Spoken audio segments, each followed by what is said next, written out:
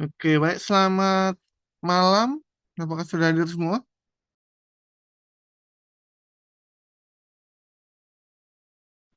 Malam, Dok.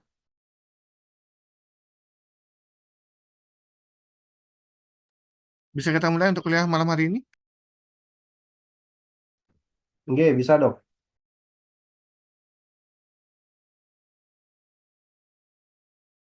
Oke, baik. Mohon ditunggu ya.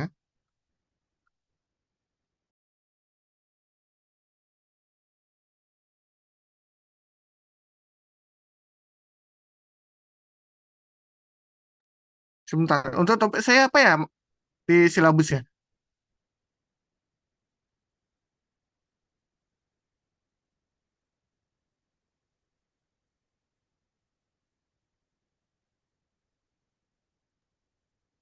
Untuk topik dokter itu biologi reproduksi, dok. Oke, baik. Bentar ya. Bentar.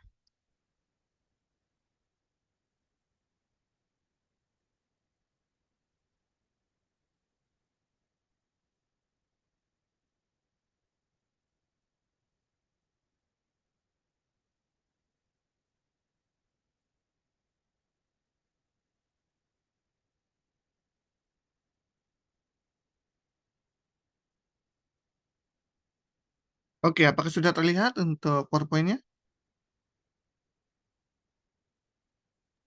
Nggih, sudah dok. Oke, sebentar. Saya kunci dulu room-nya.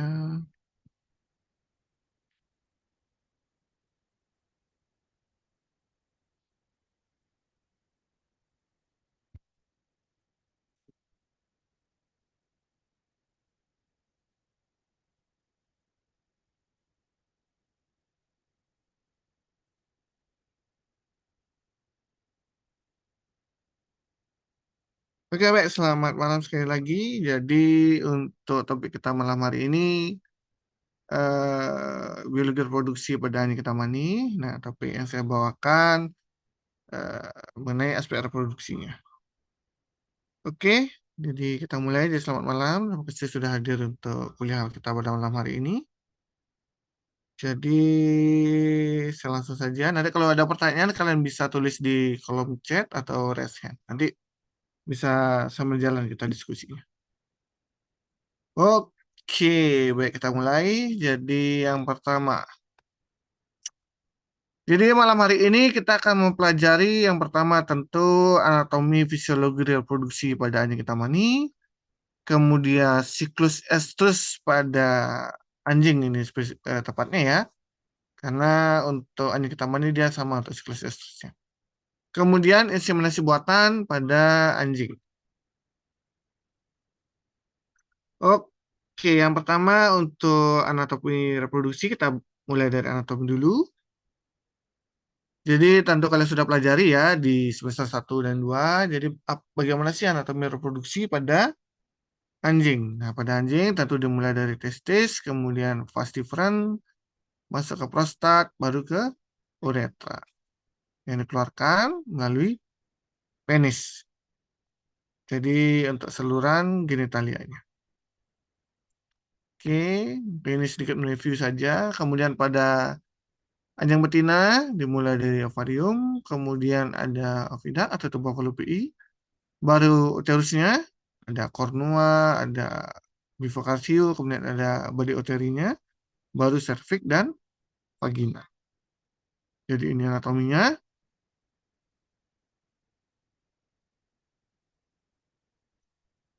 Kemudian, nah untuk reproduksi pada anjing ketamani, untuk lama estrusnya dia kurang lebih rata-ratanya 10 hari dengan rentang 9 sampai 13 hari.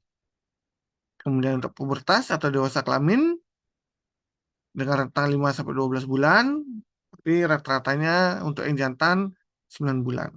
Sedangkan untuk yang betina umumnya lebih cepat mengalami pubertas, yaitu kurang lebih 7,5 bulan dengan rentang 6,5 sampai 9 bulan. Untuk tipe ovulasi tentu dia bersifat spontan, sama seperti di anjing pada umumnya.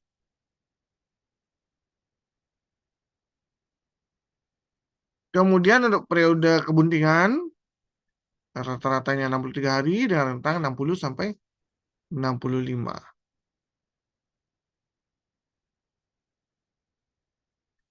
Kemudian untuk rata-rata jumlah anak pada anjing ketamani, ini 4,3 ya, tapi rentangnya 1 sampai 7. Rata-ratanya sekitar 4 sampai 5. Jadi untuk ketamani cukup banyak untuk liter size. Kemudian untuk lama waktu menyusui hingga sapi,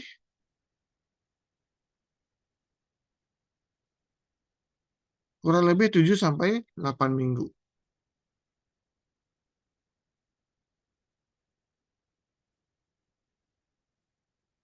Lanjut, jadi ini fisiologi reproduksinya.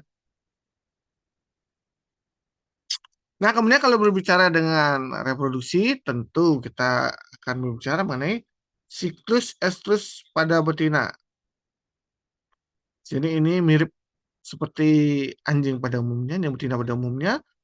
Untuk fasenya,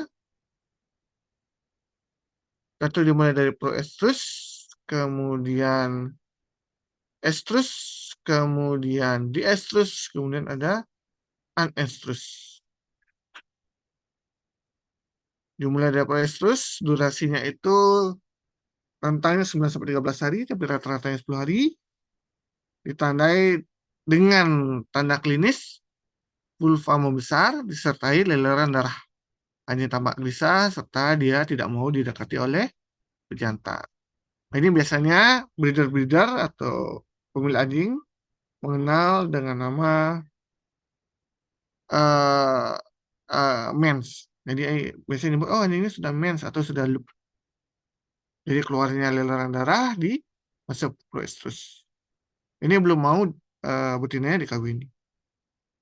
Berikutnya kita lanjut ke fase estrus. Jadi fase estrus ini dia sama seperti prestrus, rentangnya 9 sampai 13 hari dengan rata-rata 10 hari. Nah, di sini anjingnya sudah mau didekati oleh betina, maaf, didekati oleh pejantan. Jadi dari vulvanya akan keluar leleran pink hingga bening. Jadi darahnya sudah berkurang hingga hanya keluar cairan bening dari vagina. Kemudian dia sudah mau dinaiki oleh pejantan. Kemudian jika ditekan pinggulnya, dia menolak. Jadi dia sudah siap untuk dikawini. Jadi saat terbaik untuk melakukan kawin pada anjing, baik anjing ketaman maupun anjing ras lain, paling bagus di fase estrus. Nah, berikutnya ada namanya fase diestrus. Jadi fase diestrus ini selalu akan dilalui di anjing. Jadi umumnya itu rentangnya 52 sampai 72 dengan rata-rata 61 hari. Dengan ditandai vulva mengecil, kemudian tidak keluarnya leleran lagi, setelah sudah menolak pejantan. Oke, nah kata kuncinya diestrus akan dilewati oleh anjing betina selalu, walaupun dia bunting maupun tidak. Kalau anjingnya itu bunting, maka fase diestrus akan diakhiri dengan terjadinya partus atau kelahiran. Kalau tidak, kurang lebih setelah 61 hari, dia akan luluh korpus luteumnya. Nah, terkadang pada fase ini, beberapa anjing akan menunjukkan gejala mirip pada anjing bunting. Kita menyebutnya pseudopregnancy. Jadi dia menunjukkan gejala seperti bunting, tetapi tidak bunting. Karena pada fase diestrus, hormon progesteron dia selalu tinggi. Oke, lanjut. fase terakhir yaitu anestrus. Tidak adanya estrus.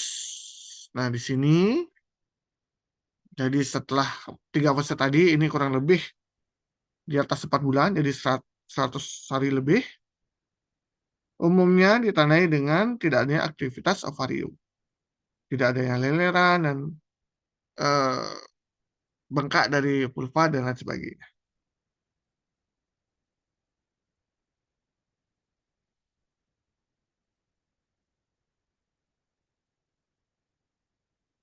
Oke, sekarang kita akan mengecek bagaimana sih cara mengetahui fase-fase pada anjing. Jadi kita melakukan swab vagina. Jadi ini sama, jadi tanda klinisnya yang tadi kita sampaikan seperti proestrus, tidak pembentukan vulva dengan disertai leleran darah. Nah, pada sel swab vagina, yang terlihat adalah terjadi peningkatan sel intermediate menjadi parabasal, sehingga nanti akan menjadi superficial. Jadi di proestrus ini masih terlihat ada intermediate, parabasal, hingga sedikit superficial.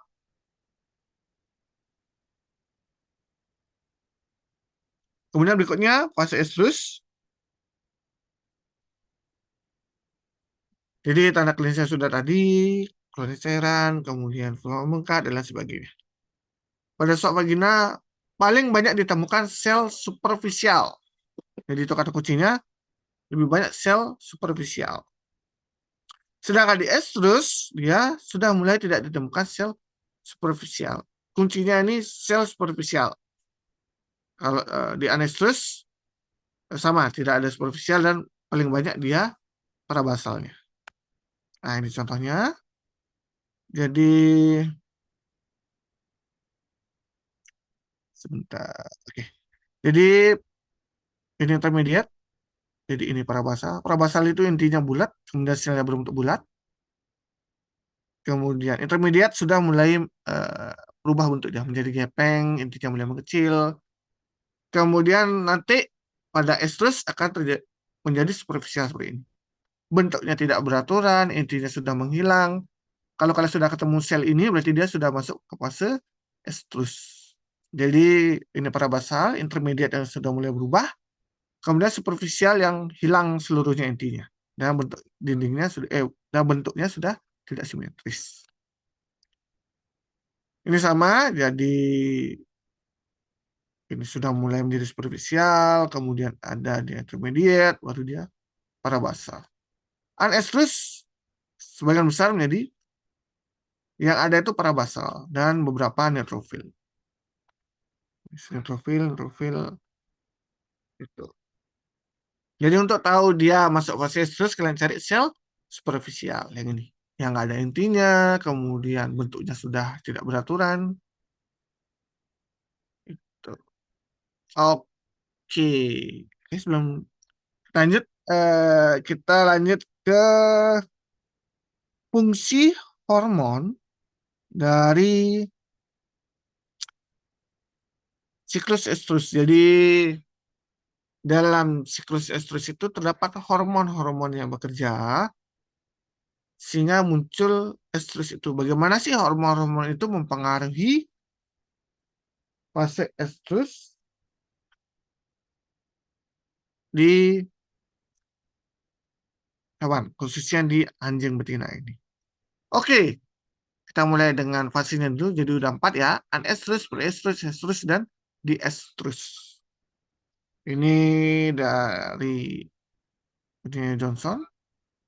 Ini bukunya, Cutting and Paleontology. Jadi di sini ada 4 hormon yang berpengaruh. Jadi yang pertama itu FSH. Kemudian ada E2. Di sini sebutnya E2. Kemudian ada LH dan P4. Oke, sebelum saya lanjut, saya mau tanya, apa itu FSH? Ada yang bisa tahu?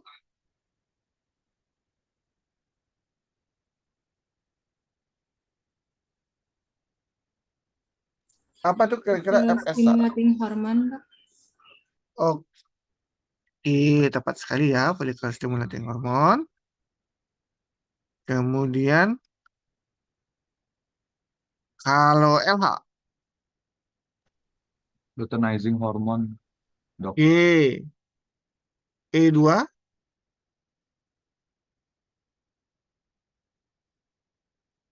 E itu apa?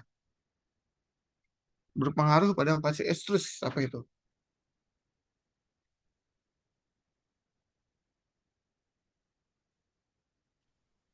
Estrogen dok. Oke, Pak, sudah bagus-bagus ya. Sudah belajar semua ini. Kalau P4, P. Dia berpengaruh di estrus. Progesteron dok. Oke, progesteron. Baik. Nah, kalau kalian berbicara siklus estrus, pasti 4 hormon ini yang berpengaruh. Oke, kita lanjut aja ini. Kalian bisa lihat saja di layar ya. Jadi yang pertama anestrus. Jadi semua stabil, jadi FSH ini stabil, estrogen ya naik turun sedikit, luteinisi hormon sesuai dengan jalurnya, progesteron juga sama. Jadi ini cukup stabil ya. Oke, lanjut ke proestrus, fase sebelum estrus. Di sini FSH mulai menurun. Apa kira-kira gunanya FSH ini? Dari namanya follicle stimulating hormone. Jadi ketika anestrus sehingga di ujung ini dia akan merangsang terbentuknya folikel di ovarium. Ketika folikel itu sudah matang, dia akan mulai turun karena fungsinya sudah tidak begitu diperlukan. Nah, dari folikel yang matang itu mulai akan merangsang terjadinya estrogen dengan meningkatkan hormon estrogen. Jadi kalian ingat estrogen ini fungsinya adalah untuk memunculkan tanda-tanda estrus. Oke. Jadi ketika estrogen di puncaknya, maka akan muncul tanda estrus. Betina mau didekati, keluarnya leleran keluarnya leleran bening, vulva membengkak. Itu tanda-tanda dari estrus diakibatkan oleh estrogen. Oke. Jadi mulai turun. Nah, tapi ketika nanti eh, sebelum terjadinya ovulasi ini disebut hari ke-0. Hari ke-0 ini adalah hari ovulasi. Dia akan mulai meningkat. Kenapa? Karena estrogen akan mulai turun. Di sini akan terjadi perkembangan folikel, pematangan folikel yang paling matang. Nah, disinilah akan muncul LH, dia akan mulai muncul ini. LH ini, luteinizing hormone, berfungsi sebagai penggertak atau pematik terjadinya ovulasi. Ingat itu kuncinya. LH dia akan memancing terjadinya ovulasi. Nah, sehingga hari ke-0 ini disebut dengan nama LH puncak. Jadi puncak tertinggi daripada hormon LH. Oke, hal sudah puncak, di sini akan terjadi ovulasi atau keluarnya ovum dari ovarium. Nah, di sini estrogen akan mulai turun, FSH akan mulai turun. Nah, selama 3 hari ini, pada anjing, dia membutuhkan waktu 1 sampai 2 hari untuk pematangan dari ovum, sehingga dia siap dibuahi. Jadi paling bagus dikawinkan setelah itu. Jadi mulai dari kedua, ketiga, keempat, itu paling bagus dikawinkan. Nah, setelah itu semuanya turun, jadi LH juga turun karena tugasnya sudah selesai. Karena LH bertugas sebagai perangsang terjadinya ovulasi. Estrogen turun sama FSH turun juga. Nah, jadi selama estrus ini anjing betina akan siap dikawini. Setelah itu, tadi setelah terjadi ovulasi, kalian akan tahu nanti akan terbentuk dari luka ovarium tadi, bekas ovulasi itu akan terbentuk namanya corpus luteum. yang berfungsi menghasilkan progesteron. Nah, setelah itu progesteron akan naik. Ingat tadi, pada fase diestrus, bunting maupun tidak, dia akan terjadi peningkatan progesteron. Dan baik bunting maupun tidak, dia tidak mempengaruhi panjangnya diestrus. Jadi dia sama 2 bulan. Sehingga terkadang anjing yang menunjukkan gejala klinis bunting, tanda klinis bunting, ketika dicek melakukan USG, ketika dicek dengan dilaksanakan pemeriksaan USG, kita lihat di sana ternyata tidak ada kantong kebuntingan. Sehingga kita bisa simpulkan dia mengalami pseudopregnancy. Jadi setelah 2 minggu dia akan turun. Dengan hilangnya korpus luteum, maka progesteron dia akan habis. Oke. Jadi itu siklus estrus pada anjing. Setelah ini dia akan mengulang kembali ke anestrus. Oke. Oke, saya lanjut dulu. Jadi ini bagannya, hormon-hormonnya.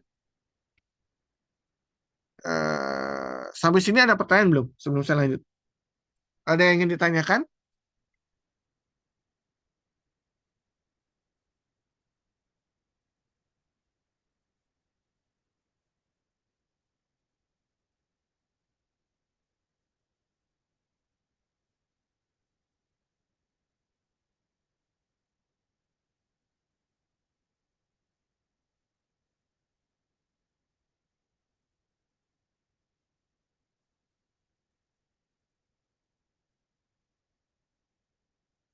Ada yang mau ditanyakan?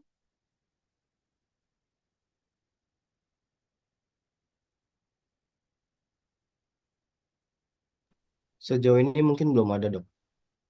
Oke, kalau gitu bisa kita lanjut.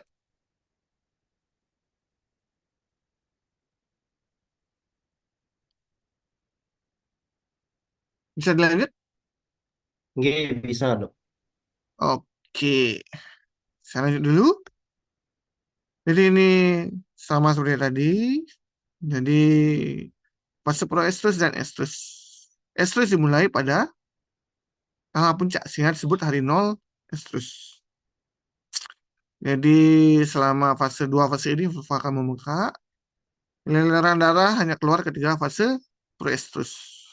Ketika dia sudah estrus, dia tidak akan keluar aliran darah. Jadi betina melakukan penjantan di fase proestrus, kemudian estrus tentu dia akan mau dikawin. Jadi yang tadi FSH tidak pernah folikel. Di sini FSH akan berfungsi hingga dia matang. Bila ada graf, kemudian akan ada rangsangan dari LH sehingga terjadi ovulasi. Nah, lubangnya tadi dia akan menjadi korpus luteum yang akan menghasilkan progesteron. Jadi itu siklusnya ya di ovarium. Oke, itu sedikit cerita mengenai betinanya, siklus estrusnya. Sekarang mari kita berlanjut ke pejantan, yaitu inseminasi buatan pada anjing. Pertama, kenapa sih kita melakukan inseminasi buatan pada anjing? Ada banyak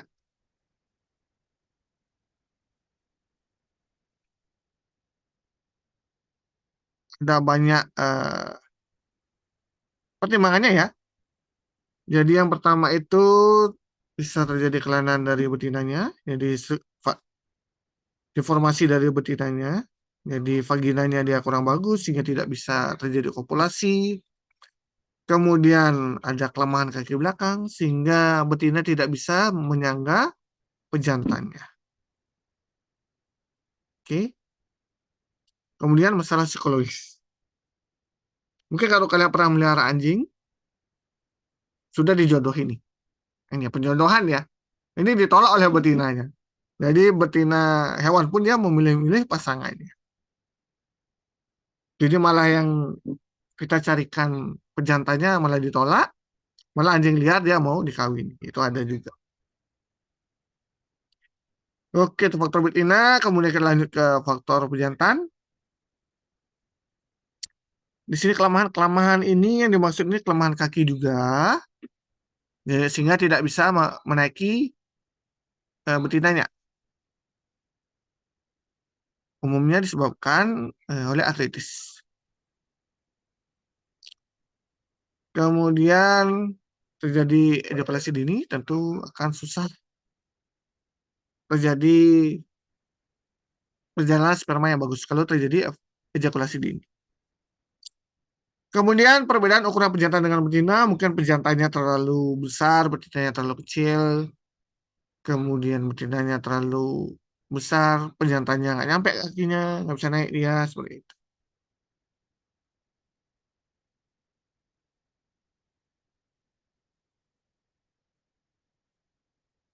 Nah, kemudian terakhir, tentu untuk mencegah penularan penyakit. Ada yang bisa bantu kira-kira penyakit menular seksual pada anjing apa aja?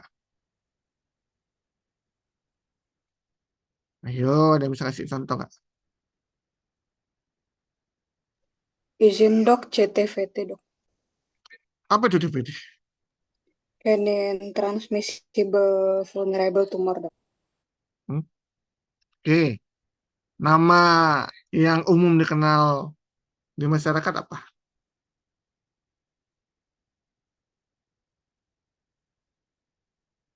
Ya, TVT. Kemudian biasanya bahasa umumnya apa?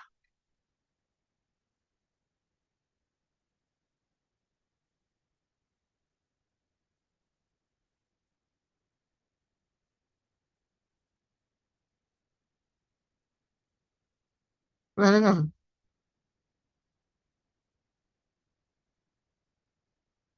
Ini umum terjadi ya. Ya, TVT umum terjadi di anjing liar umumnya. Kemudian nama lainnya adalah, yang pernah dengar?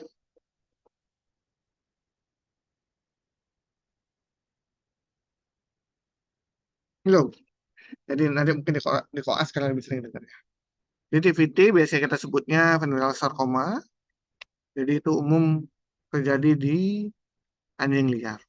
Itu nanti kalau kalian koas bedah pasti sering ketemu nanti. Oke, lanjut. Jadi tadi Ceti yang jawab. Oke, bagus sekali. Kira-kira penyakit apa lagi yang menular melalui perkawinan?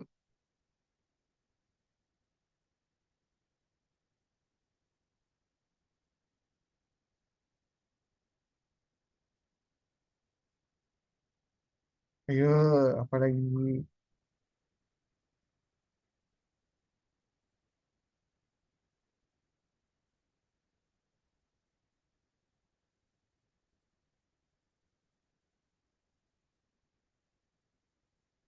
Kira-kira ada lagi?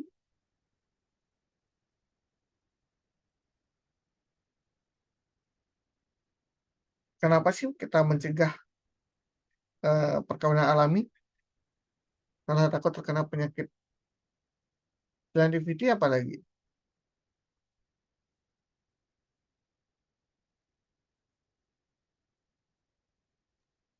Ada ide?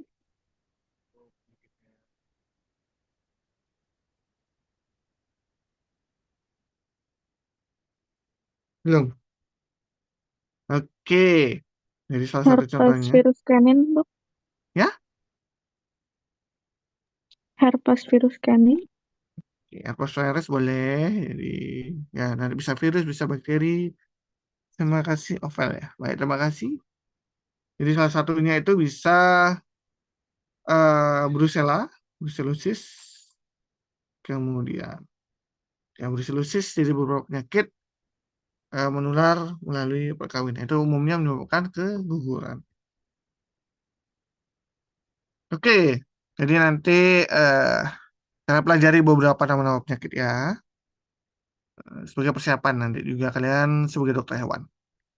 Karena nanti setiap kalian mendiagnosa, kalian harus minimal mendapatkan minimal 3 lah kalau bisa. Karena nanti baik di ujian OSCE maupun kalian sebagai praktisi, harus sudah memiliki banyak jenis-jenis penyakit. Jadi kalau gejala seperti ini, jadi sudah ada sekian penyakit yang memiliki tanda klinis yang serupa. Oke, oke, saya lanjut dulu. Nah, berikutnya, wah, ini langsung ke metodenya. Oke, selanjutnya metode pengumpulan daripada semen. Oke, semen, apa itu semen? Semen itu adalah spermatozoa disertai dengan cairan-cairan pendukung kehidupannya. Jadi ketika ejakulasi itu yang keluar semen karena di sana ada spermatozoa dan cairan-cairan prostat atau cairan aksesorius yang akan menjadi tempat hidupnya spermatozoa. Oke, di sini ada banyak metodenya. Yang pertama pijatan manual, kemudian yang kedua dengan vagina buatan. Ini daging ya. Kemudian yang kalian koleksi itu adalah fraksi kedua. Jadi fraksi pertama itu masih ada sisa bakteri atau sisa kotoran dari urin karena dia satu saluran antara semen dengan urin dari uretra, jadi harus dibuang untuk mengeluarkan kotoran-kotorannya. Kemudian fraksi kedua, fraksi pertama itu pelumas yang bertujuan untuk membersihkan saluran dari uretra dari bekas sisa urin itu. Kemudian yang kedua itu fraksi yang kaya akan sperma. Warnanya dia itu putih susu. Inilah yang akan kalian tampung. Fraksi ketiga yang tadi cairan aksesoris atau cairan yang dari prostat yang mendukung kehidupan sperma itu. Dia lebih banyak untuk volumenya.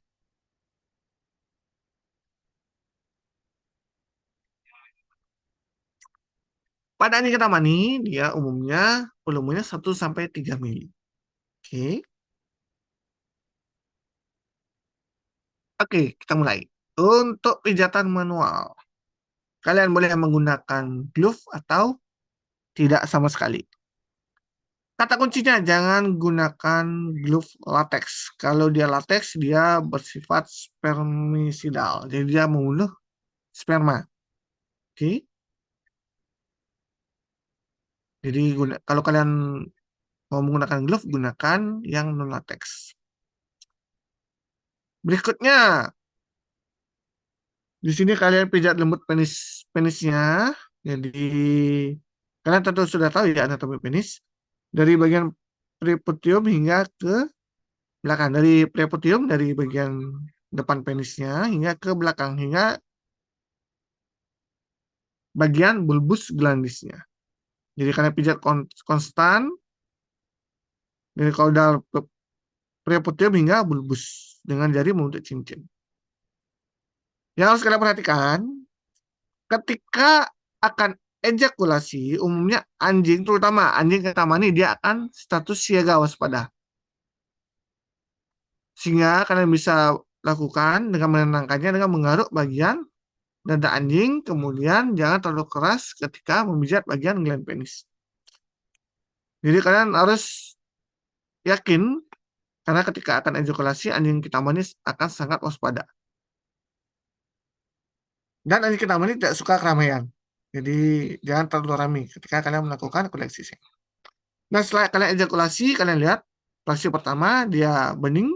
Kalau sudah mulai agak abu-abu atau agak putih keruh, baru kalian tampung. Itu adalah fraksi kedua. Jadi ini contohnya. Ini gland penis, kalian tarik, lakukan pemijatan hingga ke bulbus glandis.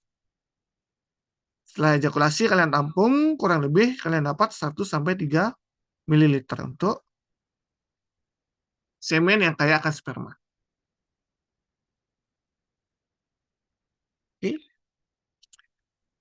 Oke, lanjut. Untuk vagina buatan, jadi dia itu jenisnya harp type. Jadi caranya itu yang ini, harp type. Kalian gunakan di ujungnya tabung. Ketika penggunaan, kalian tambahkan vaselin untuk cairan pelumasnya. Oke. Nah, sekarang tadi sudah kita koleksi semennya. Berikutnya, apa yang kita lakukan ketika mau melakukan inseminasi lebih lanjut? Jadi udah dapat nih semennya. Ada tahap-tahapan yang harus kita lalui sehingga kita penyimpanan semen untuk dilakukan inseminasi buatan. Evaluasi semen ini ada dua metode. Yang pertama itu makro. Kalian lihat warnanya, kemudian kalian lihat volumenya. Oke. Jangan yang organoleptik ya. Jadi yang kalian lakukan yang makro aja. Kalian lihat warnanya, kemudian volume. Nggak perlu yang lainnya itu. Diabaikan aja. Berikutnya kalian lihat warnanya sudah sesuai. Putih susu. Kemudian tidak ada darah, tidak ada kekuningan. Kemudian volumenya sudah di atas rata-rata. Dapat itu. Kalian lanjutkan ke pemeriksaan mikro. Nah, di mikro ini yang kalian cek adalah motilitas atau pergerakan dari spermatozoa itu sendiri. Kemudian mortalitas kalian lihat hidup matinya. Kemudian kalian amati bentuk daripada spermatozoa itu sendiri. Untuk pemeriksaan motilitas, caranya itu gampang. Kalian ambil satu tetes semen, taruh di objek gelas, kalian tutup dengan cover glass, amati di bawah pemeriksaan mikroskop. Kalian hitung pergerakan progresif majunya. Kemudian kalau di atas 70% berarti dia layak kita lanjutkan ke tahap berikutnya. Oke. Nah, kemudian viabilitas spermanya. Di sini ada banyak metode pewarnaan, ada HE, ada Toluene Blue, kemudian ada eosin-nigrosin. Yang kita gunakan atau yang paling umum digunakan adalah eosin-nigrosin. Di mana pewarnaan eosin akan mewarnai daripada sperma, kemudian nigrosin akan mewarnai bagian belakangnya. Nah, di sini secara normal kepala sperma dia memiliki membran plasma yang akan melindungi kepala sperma. Kalau spermanya mati, membran ini akan kehilangan daya pelindungnya sehingga zat warna eosin yang berwarna merah akan masuk ke dalam kepalanya sehingga dia akan mewarnai kepala spermanya. Sedangkan yang sperma hidup dia mampu mempertahankan membrannya sehingga kepalanya tidak akan terwarnai. Nanti ketika kalian amati, jika ada sperma dengan kepala merah berarti dia mati. Sedangkan yang tidak terwarnai atau putih atau bening berarti dia hidup. Kalian amati 1 lapang pandang, 5 lapang pandang. Kalian hitung 100 sperma, kemudian kalian kurangi dengan yang mati, kalian kan 100%. Itu persentase hidup matinya. Jadi sperma yang layak dilanjutkan ke tahap berikutnya yang memiliki tingkat viabilitas atau hidup 80% minimal. Jadi ini gambarnya, jadi yang hidup dia tidak akan terwarnai. Sedangkan yang mati dia akan terwarnai. Seperti ini. Jadi ini nigrosin, walaupun tidak gelap sekali ya, tapi dia akan mewarnai gelap. Tidak hitam sekali, dia jadi gelap, seperti keunguan. Sehingga akan membuat kalian lebih jelas melihat sperma itu. Oke, lanjut untuk morfologi itu sama. Pewarna eosin-nigrosin bisa kalian lakukan bareng. Berapa sih yang hidup, berapa yang mati. Dengan viabilitas. Yang kalian lihat bentuk kepala, bentuk ekor, kemudian adanya detachment atau putus atau tidak. Dari kepala, bentuk kepalanya besar, kecil, atau bentuknya seperti api atau tombak, tergantung ya. Kalau kalian lihat sperma unggas, dia seperti tombak dia. Jadi kalian, ini pada anjing ya. Nah, karena kita sebagai dokter hewan, kalau kalian tertarik untuk mempelajari reproduksi, terutama sperma, itu kalian harus mempelajari juga bentuk-bentuk sperma dari setiap spesies. Jadi ntar kalian meriksa yang ayam ternyata bentuknya seperti ini, kalian bilang semuanya kalian baca tidak normal nanti.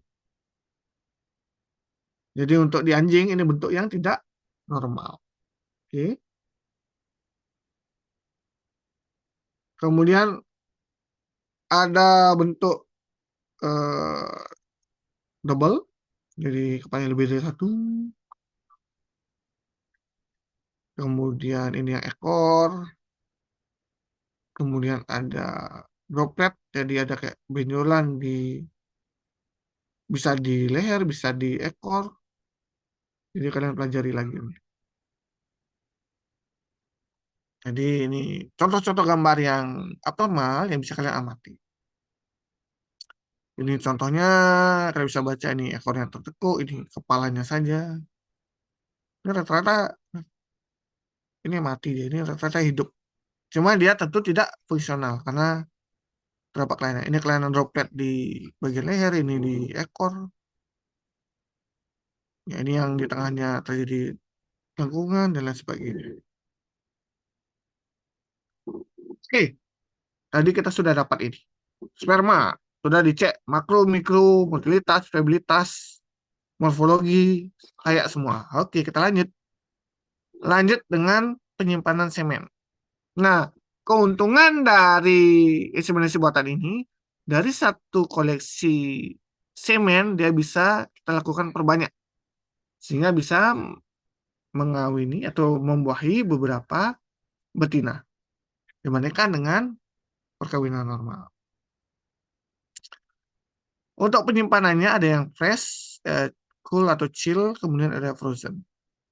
Jadi yang fresh, semen yang tadi ditambahkan pengencer. Nah, pengencer ini ada banyak, nanti kalian bisa baca-baca lagi jurnalnya. Yang paling umum itu kita gunakan tris. Kemudian yang sedang kita kembangkan, ini Prof. Puji yang mengembangkan, pengencernya dari berbasis air kelapa muda. Tapi yang paling umum digunakan adalah tris. Kemudian untuk yang chill sama, fresh semen ditambahkan pengencer. Nah, disimpannya di suhu 5 derajat Celcius. Yang beku tentu sama. Nah, yang beku itu fresh semen ditambahkan pengencer ada ditambah gliserol. Disimpan dalam nitrogen cair. Fungsi gliserol ini adalah untuk mencegah terjadinya cekaman beku. Ketika dibekukan agar kristal daripada membekunya itu tidak merusak dari sperma. Untuk lama penyimpanan yang fresh ini jadi tidak lebih dari 12 jam bisa kalian gunakan. Sedangkan yang chill bisa sampai 5 hari. Sedangkan yang frozen bisa kalian gunakan simpan hingga bertahun-tahun. Jadi kalau pengiriman keluar kota disarankan ya yang chill. Tentu dengan makin lama penyimpanan ini kualitas tentu terjadi penurunan. Jadi kalau bisa yang fresh itu lebih bagus, yang chill nanti akan dihangatkan lagi, yang frozen juga akan ditowing juga untuk siap digunakan lagi. Nah, kemudian untuk inseminasi buatan jadi sama. Untuk ovulasi disarankan 10-11 hari setelah estrus. Jadi munculnya leleran atau mens yang tadi. Atau hari pertama dan kedua dari estrus. Oke. Jadi jangan ketika estrusnya ya. Jadi setelah 1 dan 2 hari. Karena dia butuh pematangan dari ovumnya. Untuk mengecek ovulasinya kapan? Pengecekan LH. Jadi kalian cek kadar LH-nya. Jadi ketika LH puncak ditambah 1 hari, dia mulai estrusnya. Pencahayaan progesteron yang paling gampang dilakukan adalah sitologi dari pemeriksaan vagina. Jadi 50% superficial. Nah ini dia. Oosit pada anjing diovulasikan harus melalui menjadi oosit 2. Jadi dia butuh waktu 2 hari untuk pematangannya. Kemudian semen segar atau dingin disemenkan 2 hari setelah ovulasi. Diulang 2 sampai 48 jam sampai 72 jam kemudian. Ya 2 sampai 3 harinya. uterin inseminasi lebih baik daripada servika. Jadi kalian kalau bisa straw dari spermanya itu masuk ke cincin serviks hingga sampai di uterus. Jadi kalian menginjeksikan semennya itu di uterus, bukan di serviks. Itu lebih baik. Nah, jadi seperti ini teknik untuk IB pada anjing. Jadi kita bisa pakai straw-nya, kemudian masukkan, ambil semennya, jadi kalian injeksikan. Nah, untuk metodenya, ketika kalian menginjeksikan semen, usahakan dia agak ke arah dorsal. Jadi agak ke dorsal, hingga ketemu cincin serviks. Baru ini yang IB serviks. Jadi semennya kita deposit di sini. Setelah ketemu cincin serviks. Tapi kalau bisa menembus cincin serviks hingga ke uterus, itu jauh lebih bagus. Itu memperbesar kemungkinan terjadinya fertilisasi. Nah, kenapa injeksi gunnya itu dia lebih ke dorsal? Kalau kalian sejajar atau ke ventral, ditakutkan masuk ke vesika urinaria. Nanti malah akan terjadi infeksi di vesika urinaria. Oke. Jadi kalian usahakan disposisi dari semennya itu tepat. Oke, jadi itu saja topik kita malam hari ini. Ini bahan-bahan bacaan yang bisa kalau kalian lakukan untuk, yang kalian baca untuk meningkatkan pengetahuan kalian mengenai manajemen reproduksi di anjing hitam-manik. Oke, sampai di sini ada pertanyaan sebelum kita lanjut?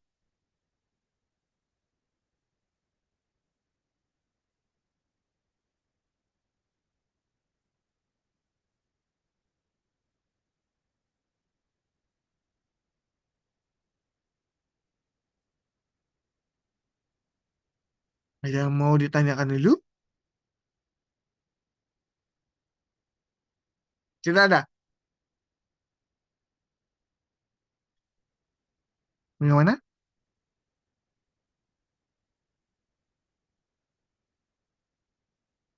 Ada yang mau ditanyakan? Artinya belum, Dok. Tidak, oke. Kalau tidak, jadi itu aja untuk pemaparannya. Sekarang kita lanjut topik minggu depan. Minggu depan itu topiknya itu presentasi.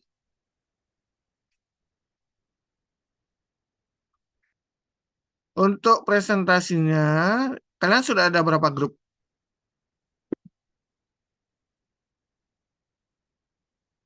Dalam satu kelas ada berapa grup? Ini kan ada 4 kelas ya?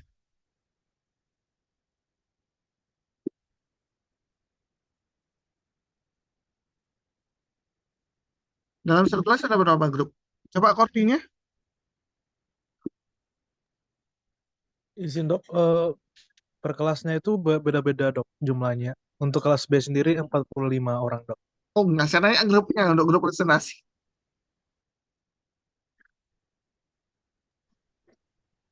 Untuk kelompok presentasi yang kemarin sama dok Devi itu ada 5 kelompok dok.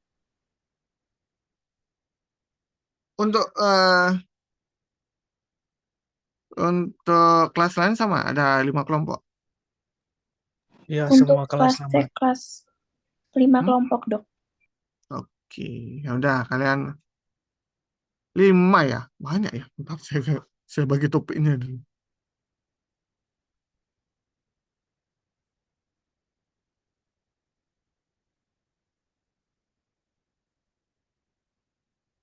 Oke, bentar ya. Jadi karena kalian ada 5 kelompok, sedangkan topik saya ada 3. Oke. Jadi semua kelompok itu nanti kalian undi, terserah kalian undi. Yang penting saya buatkan 5 topik. Jadi ada satu kelompok membuat paper atau presentasi. Maaf. Bukan paper, saya cukup presentasi aja. Satu kelompok presentasi mengenai anatomi fisiologi reproduksi pada anjing ketamani. Kemudian dua kelompok mengenai siklus estrus pada anjing ketamani. Kemudian dua kelompok mengenai inseminasi buatan pada anjing ketamani. Nah, untuk yang siklus estrus dan inseminasi buatan, nanti kalian yang dua ini kalian buat, kalian rembuk lah.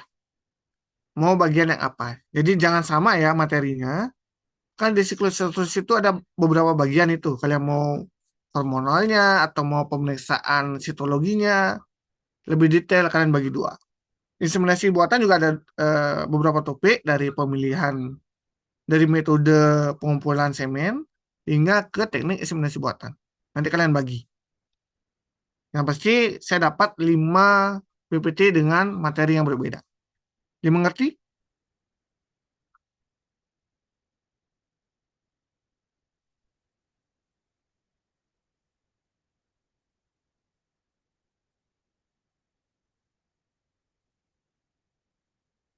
Bisa dimengerti?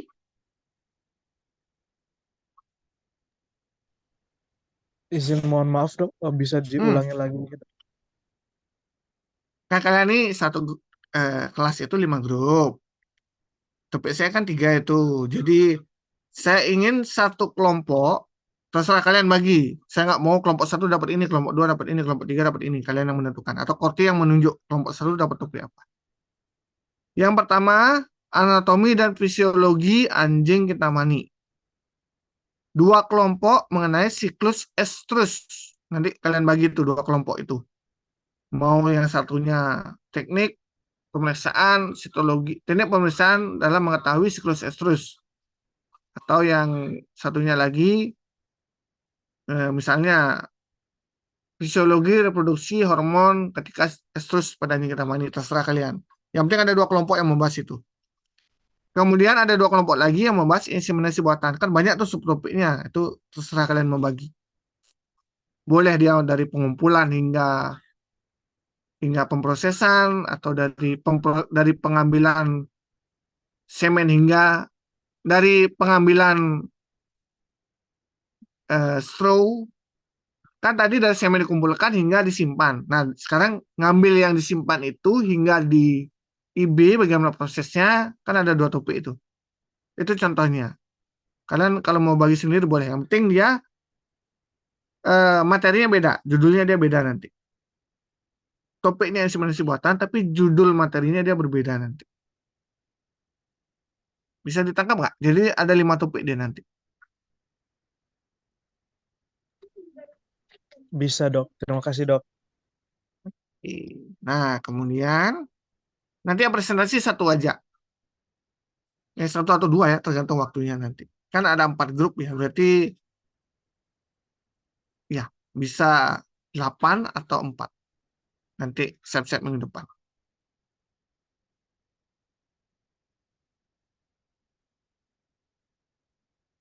Oke.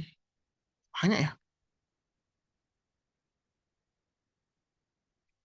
Bentar ya.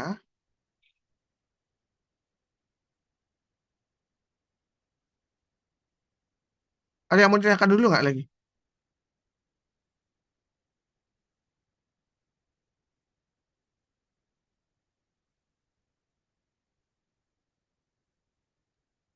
Sejauh ini mungkin belum ada, Dok. Oke, sebentar dulu. Untuk UASE, materi ini bisa kalian ambil di UASE nanti.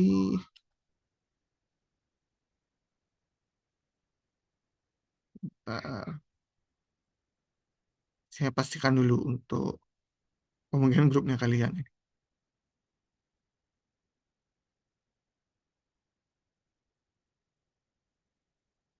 Ini kelasnya sampai D kan, bukan sampai I kan?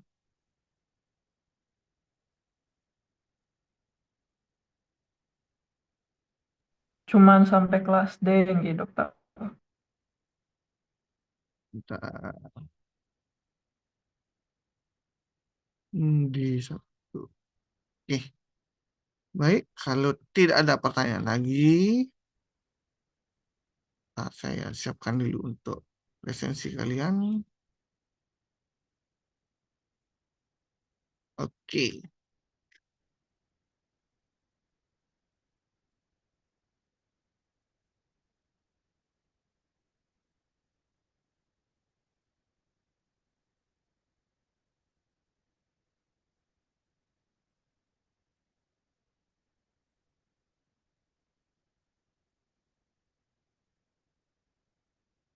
Bentar, ini kok Zoom saya error ini. Bentar.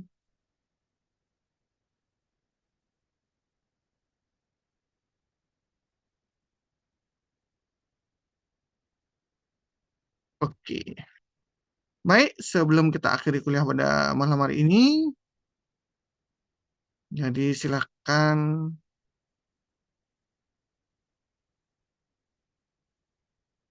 lakukan absensi dulu.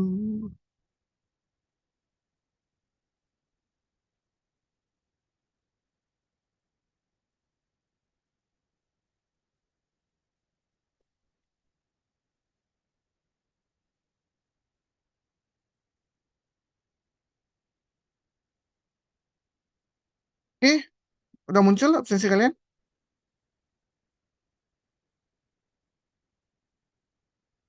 Jadi ada waktu, ya saya tunggu sampai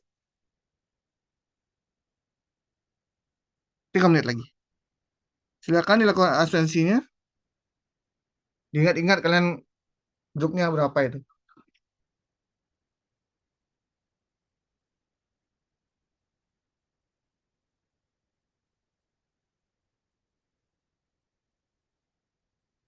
Jadi nanti untuk tugasnya, Hamin satunya mau diingatkan ya di grup untuk saya siapkan slotnya untuk kalian ngupload apa namanya? Untuk kalian ngupload PPT-nya. Cukup PPT jangan paper.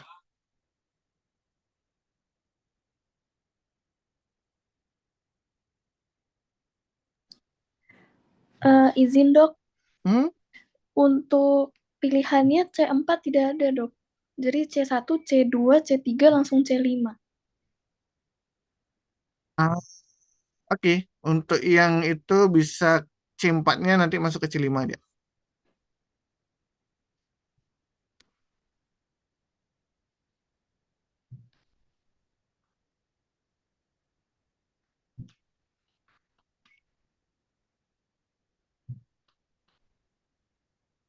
Oke, ada lagi yang mau ditanyakan?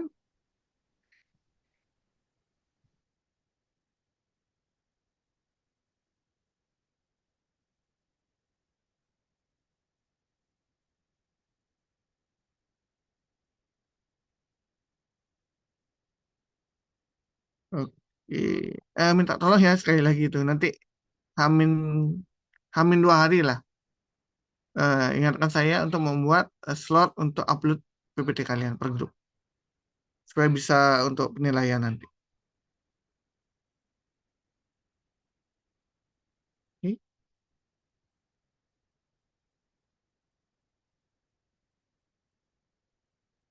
Ini kita tunggu sampai 20.10, setelah itu kita akhiri untuk kuliah ini.